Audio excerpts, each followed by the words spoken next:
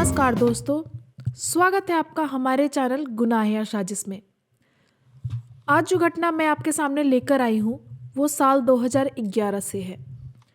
आज की ये सच्ची कहानी किसी फिल्मी कहानी से कम नहीं है। इस घटना में एक लड़का 2011 में गायब हो जाता है और घर वाले और पुलिस लड़कों को सालों तक ढूंढती रहती है, मगर उसका कहीं कुछ पता नहीं चलता। फिर भी पुलिस हिम्मत नहीं हारती और 9 साल बाद कुछ ऐसा खुलासा होता है जिसे जानकर हर किसी के होश उड़ जाते हैं। बिना किसी सबूत के पुलिस ने 9 साल की कड़ी मेहनत के बाद इस गुत्थी को सुलझाया था और पुलिस ने आखिरकार खूनी को ढूंढ निकाला था। तो इस पूरी घटना को जानने के लिए वीडियो के अंत तक बने रहें। पूरी कहानी सुनने से पहले अगर आपने हमारे चैनल गुनाह या साजिश को अब तक सब्सक्राइब नहीं किया है तो कृपया सब्सक्राइब कर ले और बेल आइकन दबाना ना भूलें, ताकि जब भी मैं कोई लेटेस्ट वीडियो डालूं उसका अपडेट सबसे पहले आपको मिल जाए। तो आइए इस घटना को डिटेल में जानते हैं। ये कहानी शुरू होती है सन 2010 में। 2010 में कमल सिग्गल नाम का एक व्यक्ति, जो कि पेशे से एक बहुत बड़ा बिजनेसमैन था, जो बिल्डिंग मटेरियल जैसे गिट्टी बालू आदि की सप्लाई करने का काम किया करता था। वो एक दिन एक गांव में जाता है, पास के ही गांव में, जहां एक बहुत बड़ा प्रोजेक्ट चल रहा था, जहां पे वो अपने इन चीज़ों का, बिल्डिंग मटेरियल्स का सप्लाई किया करता था। इसीलिए बिल्डिंग मटेरियल सप्लाई करने के लिए उसका उस गाँव में आना जाना लगा रहता है। गाँव में आते जाते कमल की नज़र एक दिन एक लड़की पे पड़ती है और कमल उस लड़की को देखते ही पसंद कर लेता है। इस लड़की का नाम था शकुंतला। इस लड़की को पसंद करने के बाद कमल इस लड़की के बारे में जानकारी इकट्ठा करना शुरू कर देता है और फिर जानबूझ के लड़की के भाई से, जिसका नाम था राजू, दोस्ती कर लेता है। और इसी दोस्ती के बहाने कमल का बाहर जाना, शकुंतला के यहाँ बार बार जाना शुरू हो जाता है और देखते ही देखते दोनों एक दूसरे से प्यार करने लगते हैं। यानी कि शकुंतला और कमल देखते ही देखते एक दूसरे से प्यार करने लगते हैं। और प्यार ऐसी चीज़ है जिसे हम छुपा नहीं सकते, तो इन दोनों का भी प्यार छुपाए भी नहीं छुपता और सबको कमल और शकुंतला के प्यार के बारे में पता लग जाता है। अक्सर ये दोनों दुनिया की नज़रों से बचकर मिला करते थे और पूरी कोशिश करते थे कि इनके बारे में, इनके प्रेम प्रसंग के बारे में किसी को खबर ना लगे। पर ऐसा लंबे समय तक नहीं चल पाता है और कानों ही कानों में इन दोनों के प्रेम प्रसंग की खबर पूरे गांव में फैल जाती है और साथ ही साथ शकुंतला के घर वालों को भी पता लग जाता है। इस प्रेम प्रसंग की जानकारी होते ही शकुंतला के घर वाले काफ़ी गुस्सा हो जाते हैं और शकुंतला पर कई तरह की पाबंदियां लगा दी जाती है। इस पाबंदी की सबसे बड़ी वजह थी कमल और शकुंतला का जाति का अलग अलग होना। अलग अलग जाति होने की वजह से शकुंतला के परिवार वाले इस रिश्ते के लिए राजी नहीं होते हैं और अपनी पसंद के लड़के से शकुंतला की शादी करवाने की कोशिश में लग जाते हैं। रवि कुमार नाम के लड़के को शकुंतला के लिए उसके घर वाले पसंद कर लेते हैं। शादी की बात सुनकर शकुंतला को बहुत गुस्सा आता है, उसे बहुत घबराहट भी होती है और उसका बिल्कुल भी मन नहीं होता कि वो किसी और के साथ शादी करे। और एक बार फिर से वो बेचैन होकर किसी भी तरह से कमल सिग्गल के संपर्क में आ जाती है। हालांकि पूरी कोशिश करने के बावजूद भी यह दोनों फिर से नहीं मिल पाते हैं और फाइनली 8 फरवरी 2011 को शकुंतला की शादी उसकी मर्जी के खिलाफ रवि कुमार नाम के युवक से करवा दी जाती है। लोग समझ रहे थे कि शादी के बाद शायद शकुंतला अपने पुराने प्यार को भुला देगी और जिम्मेदारी आने पर नई जिंदगी की शुरुआत नई तरीके से करेगी, मगर ऐसा कुछ नहीं होता है। शादी के कुछ ही दिन बाद कुछ बहाने बनाकर शकुंतला अपने माता पिता के घर वापस आ जाती है और लगभग 2 महीने तक अपने माता पिता के घर में ही रहती है।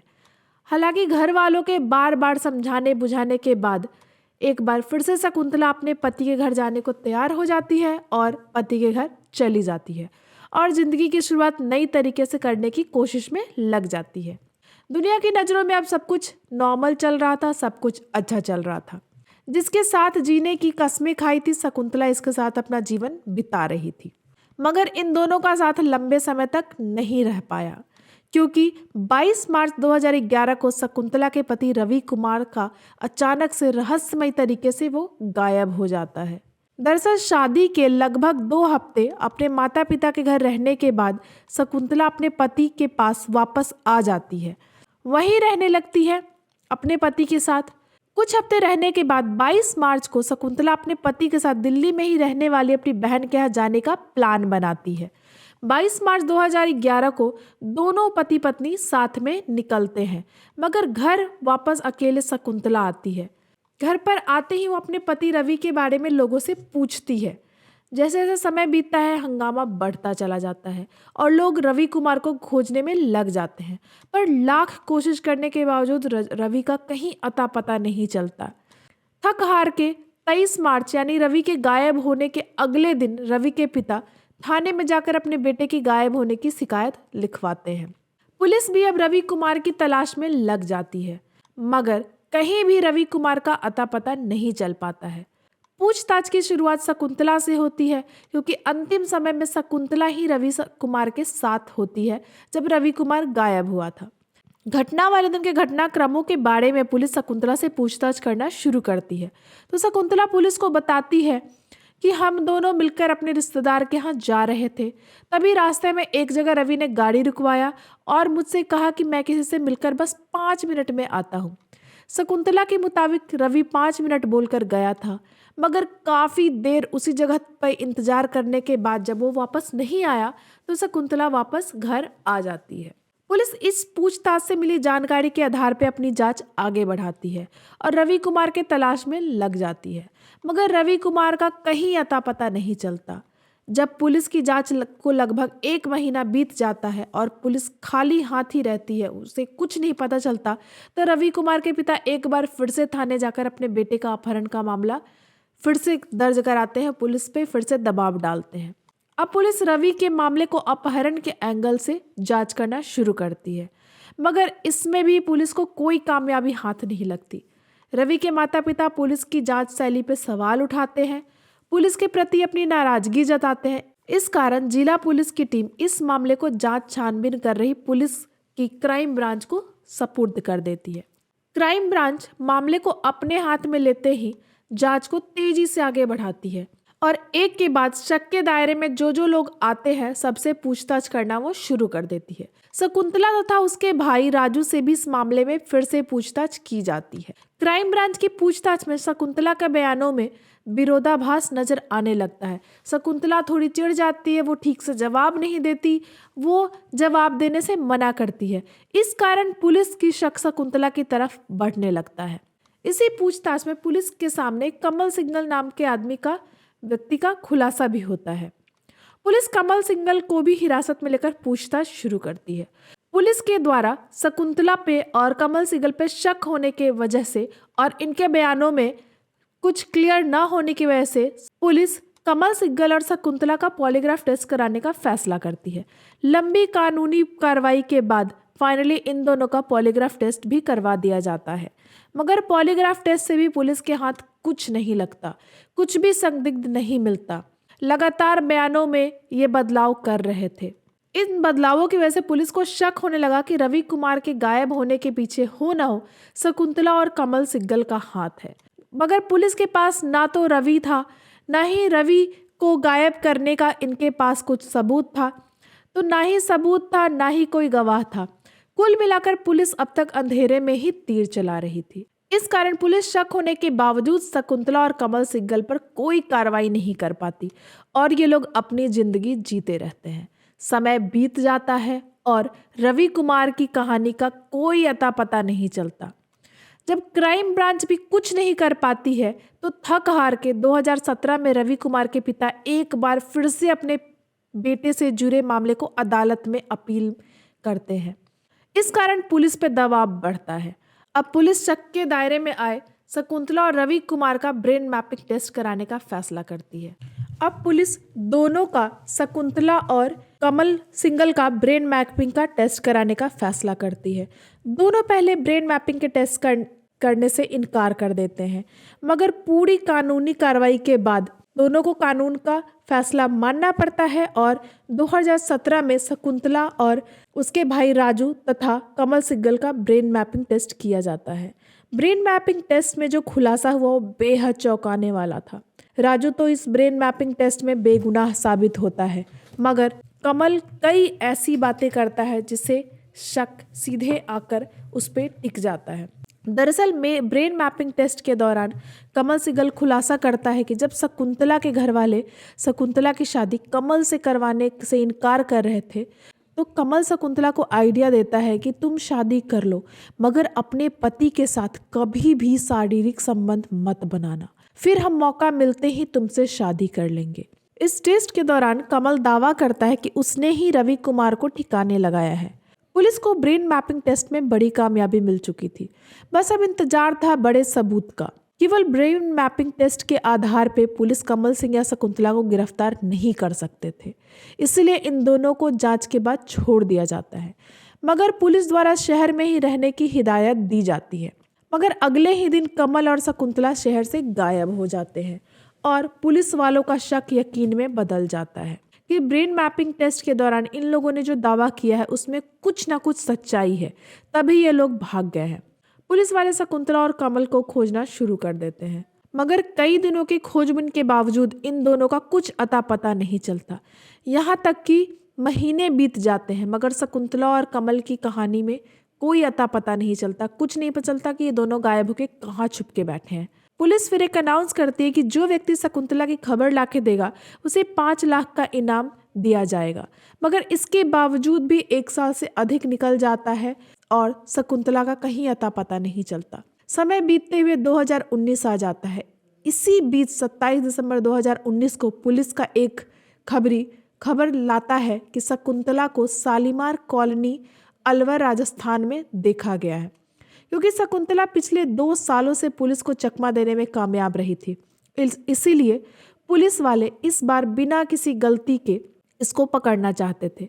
इसलिए दोनों को पकड़ने का प्लान बनाते हैं और दोनों को पकड़ने के लिए रात में ऑपरेशन चलाने का निर्णय करते हैं और फाइनली रात के अंधेरे में डोर टू डोर चेकिंग अभियान चलाते हैं। शकुंतला को पुलिस गिरफ्तार कर लेती है। शकुंतला की गिरफ्तारी के बाद अब पुलिस पूरी सख्ती से उससे पूछताछ करती है और अब जो वो खुलासा करती है उस पर वाकई यकीन करना बहुत ही मुश्किल होता है। पूछताछ में शकुंतला बताती है कि जब घर वालों ने इन दोनों के प्रेम प्रसंग के बारे में पता चलता है तो डिफरेंट कास्ट होने की वजह से इनके घर वालों ने दोनों की शादी करवाने से इनकार कर देते हैं और शकुंतला की शादी कहीं और फिक्स कर देते हैं। शकुंतला इस बात की जानकारी कमल सिग्गल को देती है और दोनों भागने का प्लान बनाते हैं, मगर कमल भागने के प्लान में बदलाव कर देता है क्योंकि उसे लगता है कि भागने के बावजूद वह तुरंत पकड़ी जाएगी और इसके बाद कमल और शकुंतला को अलग कर दिया जाएगा। फिर कमल और शकुंतला मिलकर प्लान बनाते हैं और कमल शकुंतला से कहता है कि तुम शादी कर लो, मगर किसी बहाने से बस रवि के साथ कोई शारीरिक संबंध मत बनाना, फिर मौका मिलते ही मैं तुमसे शादी कर लूँगा। और प्लान के मुताबिक ही शकुंतला सब कुछ करती है। शकुंतला रवि से तो शादी कर लेती है, मगर तबीयत खराब का बहाना बनाकर वो अगले ही दिन माता पिता के घर चली आती है।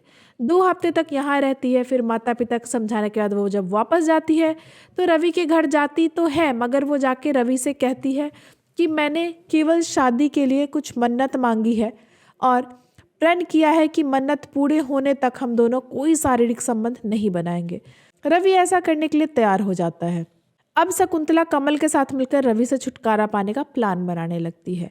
रवि को बीच से कैसे हटाया जाए इसके लिए कमल सिग्गल कई मूवीज़ देखता है और कई वेब सीरीज़ भी देखता है। इसके बाद वो प्लान बनाता है उन वेब सीरीज और मूवी से प्रेरित होकर कि रवि को रास्ते से कैसे हटाया जाए। इस प्लान को अंजाम देने के लिए वो अपने ड्राइवर गणेश को भी 70,000 रुपये देकर अपने प्लान में शामिल कर लेता है। प्लान पूरी तरीके से फाइनल होने के बाद कमल शकुंतला से कहता है कि तुम किसी तरह अपने पति को साथ लेकर घर से बाहर निकलो। शकुंतला ऐसा ही करती है और वो अपने पति से वहीं रहने वाली अपनी बहन के यहाँ जाने के लिए कहती है। रवि उसकी बात मान जाता है और प्लान के मुताबिक रवि शकुंतला को लेकर अपने रिश्तेदार के यहाँ जाने के लिए निकल जाती है। जब ये दोनों गाड़ी से जा रहे होते हैं तभी अचानक एक लड़का इन दोनों के गाड़ी के आगे आ जाता है और फिर शकुंतला को देखकर चौंकने का नाटक करता है। ये लड़का कोई और नहीं बल्कि कमल सिग्गल था। रवि के सामने कमल सिग्गल ऐसे खुद को पेश करता है जैसे सब कुछ अचानक से हुआ है। यहाँ पर बिल्कुल अनजान बनकर कमल सिंघल शकुंतला से बातें भी करता है और फिर शकुंतला रवि से कहती है ये लड़का मेरे गांव का है और पुराना रिश्तेदार भी है। हम लोग जिधर जा रहे हैं इसे भी उधर ही जाना है, तो क्यों ना हम इसे अपनी गाड़ी में बिठा लेते हैं। रवि तुरंत इस बात को मान लेता है। फिर ये तीनों एक साथ गाड़ी में बैठकर निकल जाते हैं। रास्ते में ये तीनों बातें भी करते हैं और फाइनली रिश्तेदार के यहाँ पहुँच जाते हैं। रिश्तेदार के यहाँ पहुंचकर शकुंतला तो गाड़ी से उतर जाती है, मगर रवि से कमल सिंघल कहता है कि मैं तुम्हारी पत्नी का पुराना दोस्त हूँ और मैं तुम्हें कुछ बेहद ही प्राइवेट बातें बताना चाहता हूँ, इसलिए तुम मेरे साथ थोड़ी देर आगे चलो। रवि कमल की इन बातों में आ जाता है। वो शकुंतला को वहीं उतार कर कमल के साथ जाने लगता है और फिर जब वो जाता है वहाँ से लौटकर कभी वापस नहीं आता। फिर आगे क्या हुआ वह समझने के लिए जरूरी था कि पुलिस जल्द से जल्द कमल को गिरफ्तार करे। इसलिए पुलिस वाले शकुंतला की गिरफ्तारी के बाद बहुत जोर शोर से कमल की खोजबीन में लग जाते हैं और आखिर में 2019 के अक्टूबर महीने में कमल सिंघल को गिरफ्तार कर लेते हैं। अब कमल सिंघल के द्वारा किए गए खुलासे के मुताबिक वो रवि को अपने साथ लेकर पहले से प्लान किए गए एक जगह पर लेकर जाता है। वहाँ पहले तो वो अपने ड्राइवर गणेश के साथ मिलकर रवि को नशे की दवाई वाली चाय पिला देता है और फिर मौका मिलते ही रवि कुमार का गला दबाकर उसकी जान ले लेता है। रवि की हत्या करने के बाद शकुंतला और कमल दोनों को ऐसा लगने लगता है कि कुछ समय बाद दोनों शादी भी कर लेंगे। यह लोग हत्या दिल्ली में करते हैं, मगर लाश को ठिकाने लगाने के लिए अपनी गाड़ी में डालकर बिना किसी खौफ के राजस्थान के अलवर तक चले जाते हैं। कमल सिंघल द्वारा हत्या की बात कबूल करने के बाद पुलिस इस हत्याकांड में शामिल एक और अभियुक्त ड्राइवर गणेश की तलाश में लग जाती है। कई दिनों की मेहनत के बाद ड्राइवर गणेश को बिहार के समस्तीपुर जिले से गिरफ्तार कर लिया जाता है। गणेश और कमल से आगे की पूछताछ में खुलासा होता है कि इन दोनों ने रवि की हत्या करने के बाद उसकी लाश के कई टुकड़े काट कर दिए और दिल्ली से जाते हुए राजस्थान के अलवर तक कई अलग अलग जगहों पे रवि के लाश के टुकड़ों को फेंकते गए ताकि कभी भी पुलिस के हाथ रवि का शव न मिले। इन लोगों ने मिलकर एक बड़े से टुकड़े को अलवर में कमल सिंघल के दुकान के ठीक सामने खाली प्लॉट में दफन कर दिया था ताकि उस पर कड़ी नज़र रख सके। गणेश और कमल सिंघल की निशानदेही पर पुलिस फाइनली 9 साल पहले बनाए गए कब्र के पास पहुंचती है और बुलडोजर की मदद से खुदाई करती है। वहां पे खुदाई करने के बाद फाइनली पुलिस रवि के लाश के टुकड़ों तक पहुंच जाती है। 9 साल पुराने कब्र से पुलिस को रवि की 25 हड्डियां मिलती है। साथ ही उन आरोपियों को गिरफ्तार करते हुए जेल भेज दिया जाता है। फिलहाल ये मामला अदालत में है, जबकि शकुंतला, कमल सिंघल तथा गणेश भी जेल में सर रहे हैं और ये लोग अपने सजा का इंतजार कर रहे हैं और हम आशा करते हैं कि कोर्ट से इन्हें कड़ी से कड़ी सजा मिले। ये घटना यहीं समाप्त होती है। अगर आपको हमारी मेहनत पसंद आ रही है और अगर आपने यहाँ तक हमारा वीडियो देखा है तो कृपया हमारे चैनल को सब्सक्राइब कर लें और बेल आइकन दबाना ना भूलें। लाइक और शेयर भी करें ताकि ये घटना सबको मालूम हो सके। सभी लोग सतर्क रहें, सावधान रहें। फिर आपसे मैं मिलूंगी नई कहानी के साथ। तब तक के लिए धन्यवाद।